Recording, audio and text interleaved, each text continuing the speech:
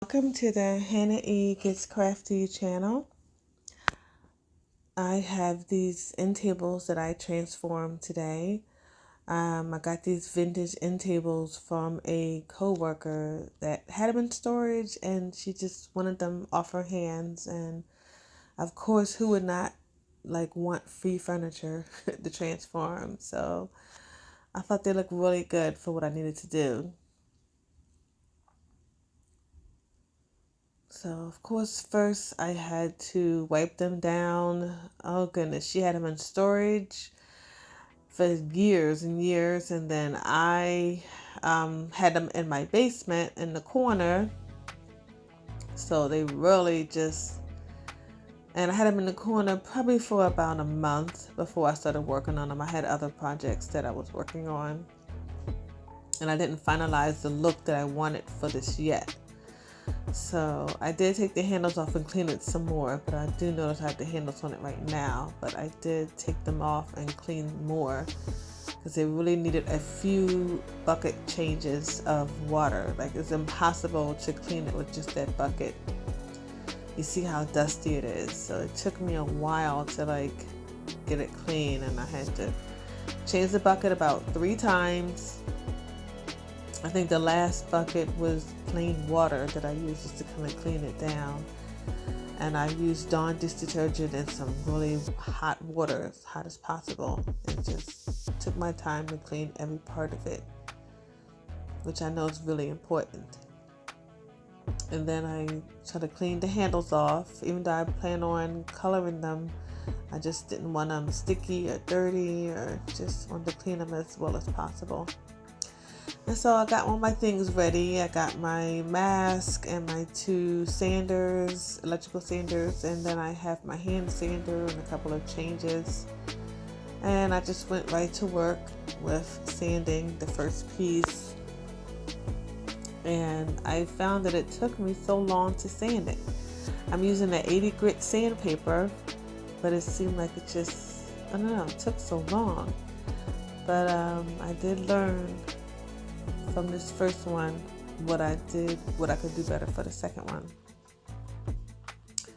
I guess people always say keep the sander moving, this and that, but sometimes it's good to kind of slow it down so that it can actually do something, actually pull some of this stain that's already on it.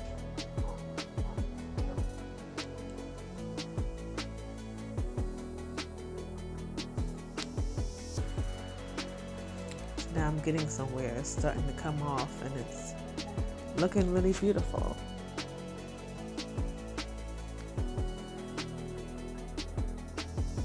Okay, I decided to stop and then take my hand sander and do like a 120 grit just to kind of get the little pieces left to sand. If you can see like a little bit here and there, that's keeping it from looking perfect.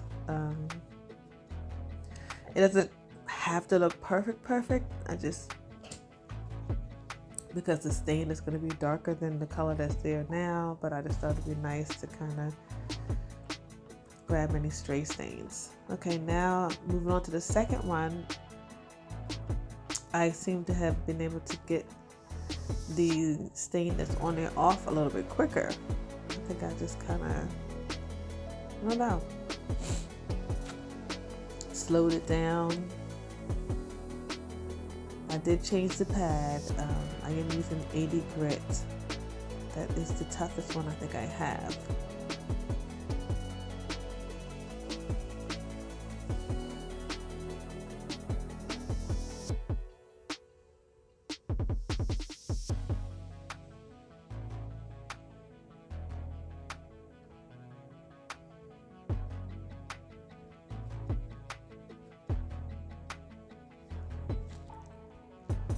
See, on this one, I'm kind of taking my time, just kind of doing like circular movements until the stain kind of comes up.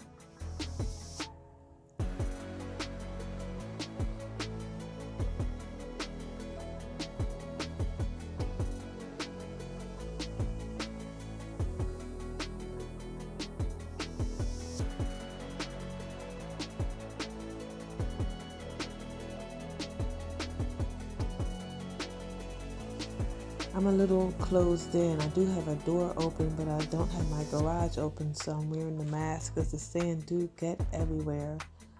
But yeah.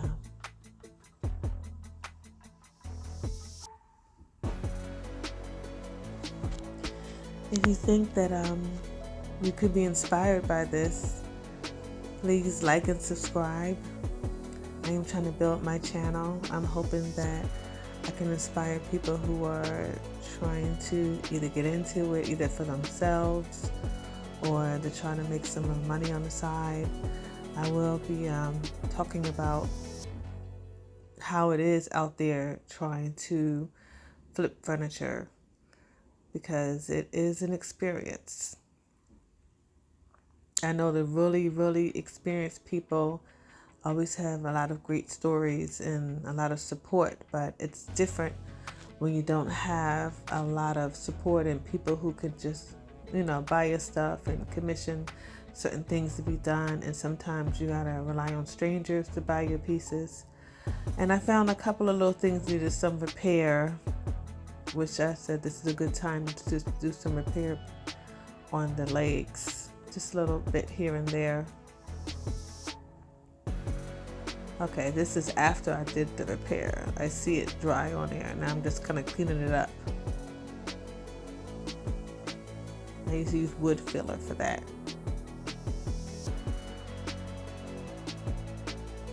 Okay, it was just really, really dusty, so I decided to wipe everything down again.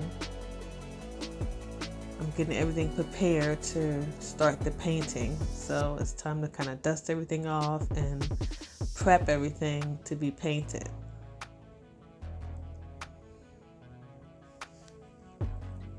And so since the legs and the base is going to be a different color, I thought as extra protection, I would just put a little bit of painter's tape just to kind of, cover the part that's not going to be painted with the chalk paint.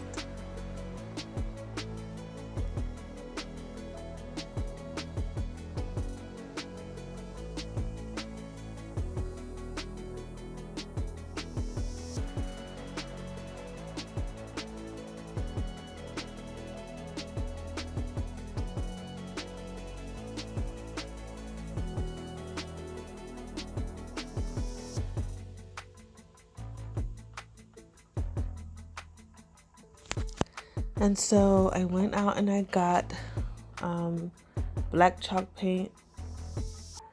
This isn't really a brand that I would use, and I know this is not even the right formula for this particular paint, because I told her how I really wanted to be really black. So she just put black in it, even though it had other colors to mix in to make this. So she kind of made this one special for me because I wanted to be very black.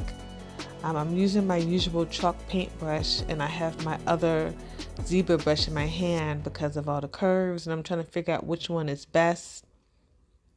Should I use this one or that brush? So I was just kind of going back and forth trying to see which one is better. And overall, I do like the zebra brush best for this. I just think that the chalk brush did have more coverage, but it couldn't get all the corners. And so I kind of was going back and forth, but I mainly stayed on to the zebra brush, which I know I'm not showing right now. But I was a little nervous when I first was applying this. I found it to look a little streaky a little bit, and I was a little nervous, but it dried perfectly. So I'm like, oh, okay, this is all right.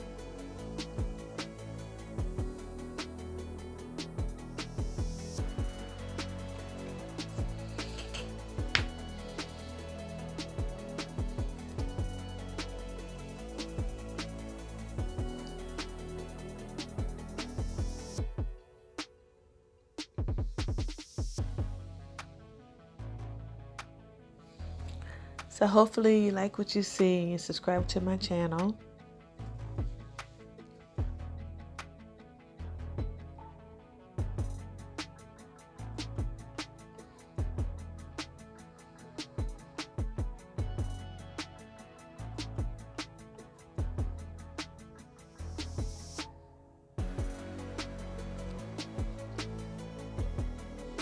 I was going back and forth over the drawer fronts, but I decided a nice black will look better, especially for what I wanted to do with the handles.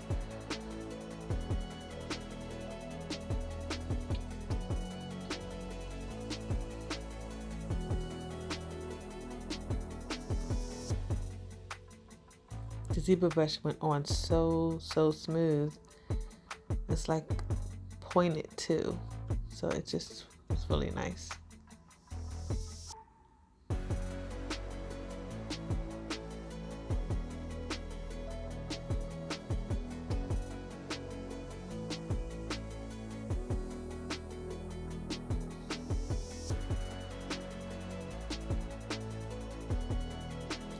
I thought it was interesting that one dip in the brush basically painted the entire drawer.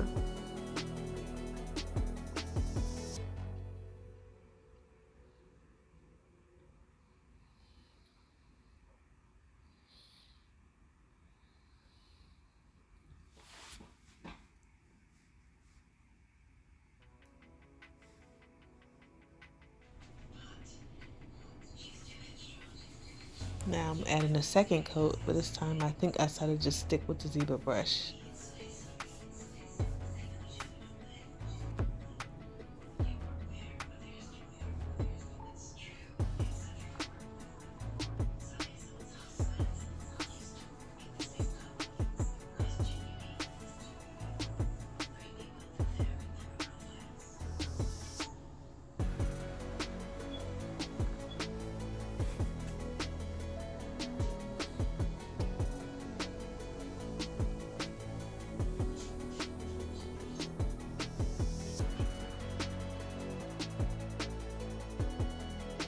So I'm just kind of letting all the pieces dry.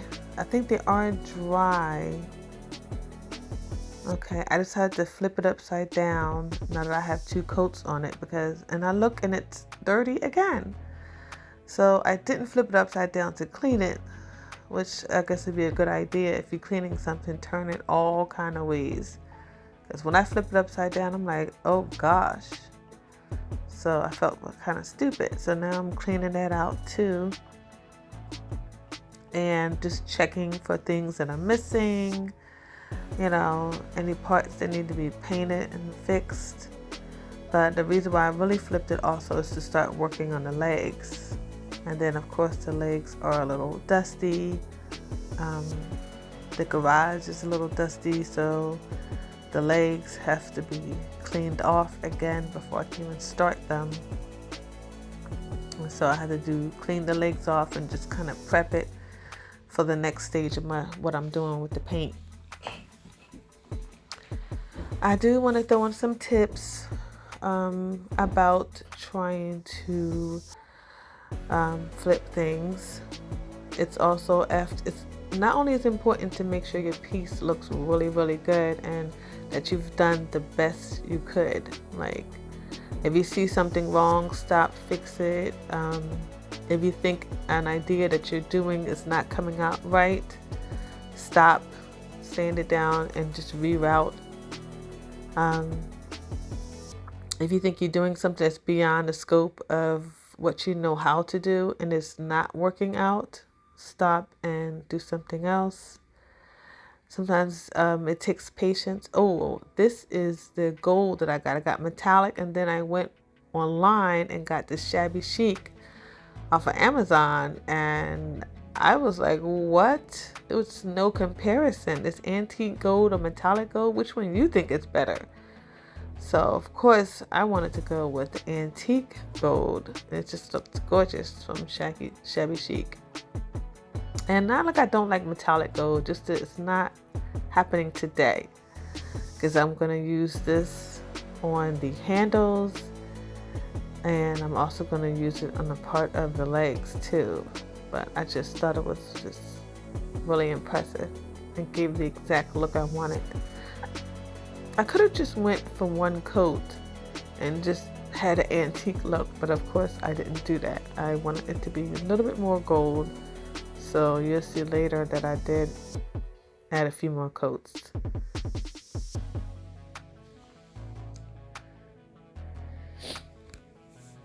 One thing about flipping, and I need to follow my own advice too, is that you have to think about your budget and what you want to do with your project and how much you're going to sell it for, because you don't want to sit there and put $50-$60 into something that you plan on selling for $150. So you want to keep the price as low as possible for profit. So if you can reuse some things you have, especially if you know you're going to use black a lot, that's something good to have. Gold is something good to have too, especially for handles and stuff. I used to have spray gold, but the nozzle got stuck on me, so I had to throw out the can. And I do love the spray gold. But here I'm painting the metal part of the legs. I'm not painting the wheels. I figured that's a waste. This was a little excruciating. I must have did about 3 or more coats on these. I'm using a sponge tip, but it just never seemed to. It took about 2 coats just to look like something I wanted. So now the drawer pulls, now we're down to I guess it's like the second coat. Maybe some parts need a little bit more, but I just wanted like a full gold. But you see the other ones still look pretty. Like they still have like that more of an antique gold look, and I think it was gorgeous. I just wanted it a little bit more gold for this particular project. But you can see that it doesn't really need all of it.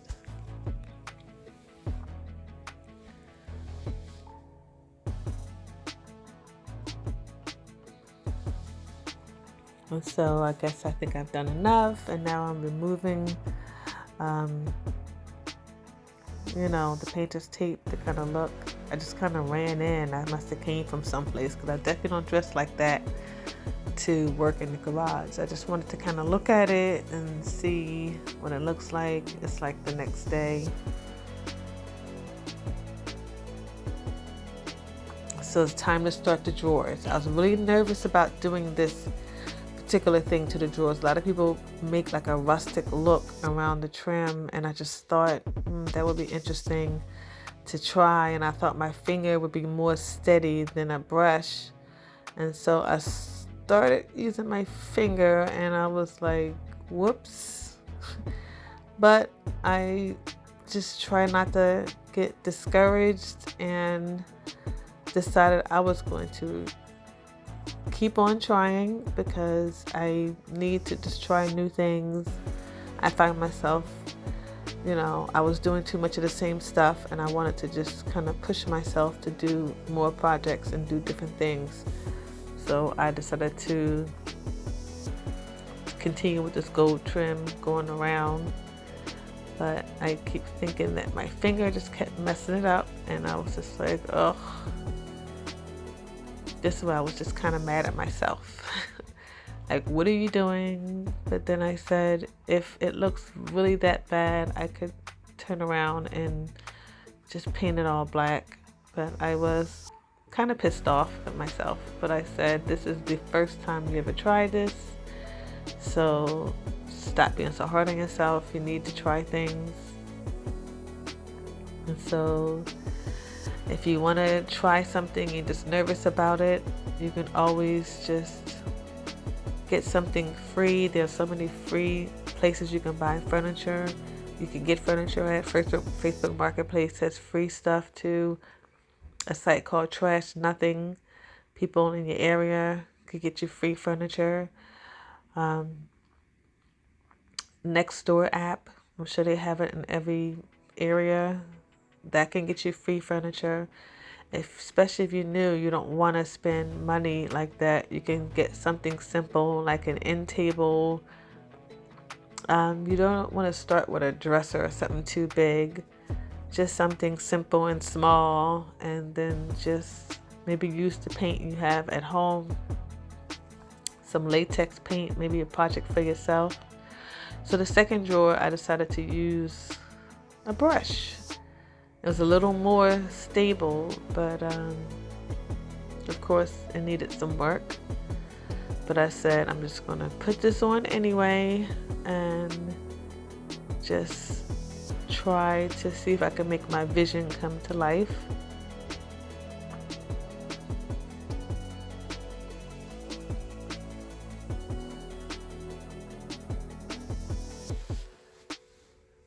And I wasn't going to let the messiness get to me.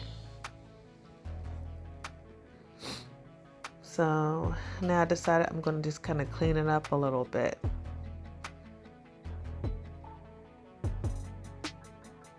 This is where I'm just adding more, just trying to figure out where it's going to stop at. I want them to kind of match each other.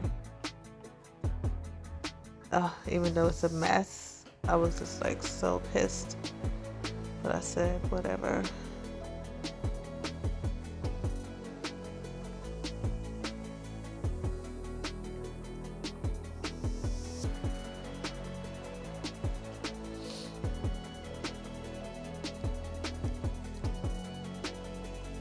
Okay, I was gently just checking the feet. I flipped it the other way and I just wanted to make sure everything was perfect.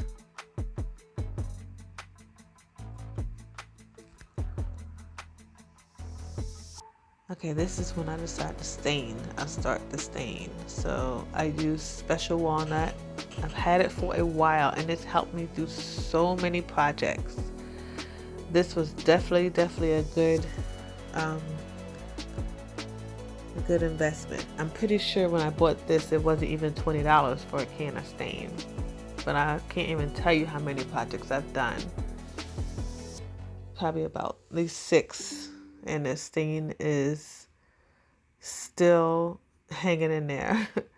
This is probably the 7th project. If you see anything that I have wood on, I probably use Special Walnut. I remember doing just in another end table, my dresser in my room, a coffee table.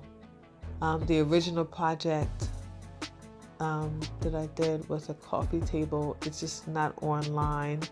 It was just when you're just getting started with this kind of thing. But that's something that you should definitely have in stock. Just something that you know you will use a lot. And Special Walnut is something that can be used a lot over and over again. You know, black chalk paint is something that can be used over and over again. Whatever color that you think that's very popular. I mean, you're going to buy other things that for a particular project, but sometimes you just want to just use the basic colors and make something special from that and basically spend no money.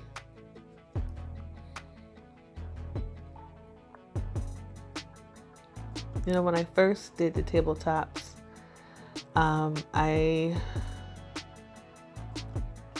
just wanted to do one coat.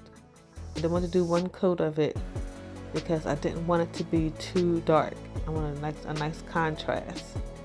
But what I didn't pay attention and realize, embarrassing to say, is that I really should have just did 2 coats and made sure I spread it on good enough, because I didn't even notice until the very end, and I took my pieces to another room that I had to bring it back and do some more work on it, which it can be disheartening when you think you're almost ready to stage your pieces and then you realize when you take it another room, another lighting, that it's still not ready. So that was upsetting, but I had to just take another day and work on the stuff. But I thought I was being pretty meticulous, but nobody's perfect, and I am still new at this.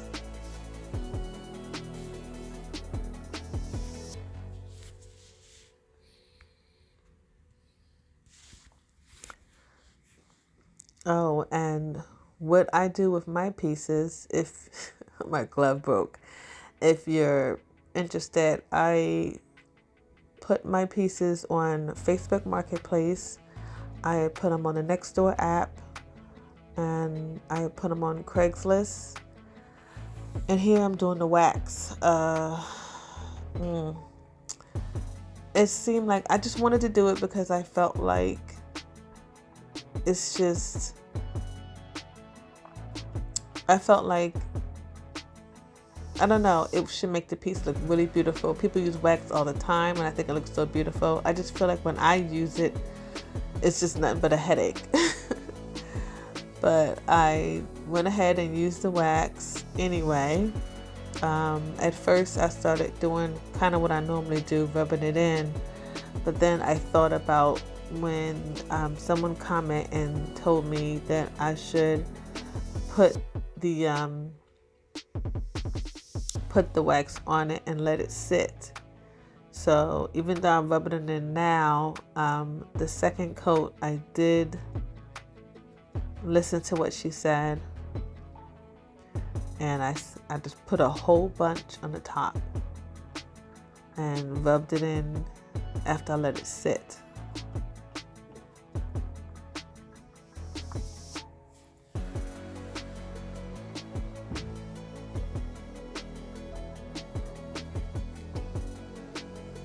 I am going to tell you that I still don't think I've got a perfect finish, even when I did like follow those instructions. I just feel like it takes, maybe I think maybe I'm using the wrong product. Maybe I should switch up the type of wax I have. Maybe someone else's wax would be better for me, and it will like look better, act better. Maybe that's what I need. Because I feel like the little white pieces get caught in the corners, or they just sit on the piece when I'm done. I come back and they just sitting there dried up on there, and I didn't even know they were there. But at first when I'm rubbing it in, of course, it looks pretty good and I'm happy with it. But after a while, it just starts to like drive me nuts. So now I'm like, oh, why didn't you use the polyurethane? That's what I say. But I'm trying to get good at it because the wax just looks so good when other people do it. So I said, I really want to try.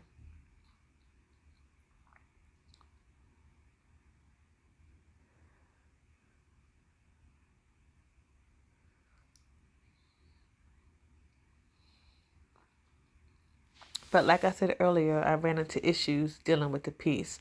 So I looked at it and looked at those little, like, just ashy little missing parts. And so I had to re-sand some down. And you see I laid down part stain. But after I finished staining it, I decided to go with like a spray polyurethane. Like, I wasn't going through the wax again. But look at my finished look. Tell me what you think. Please like and subscribe for tips. I do have more to say about trying to flip furniture. Thank you.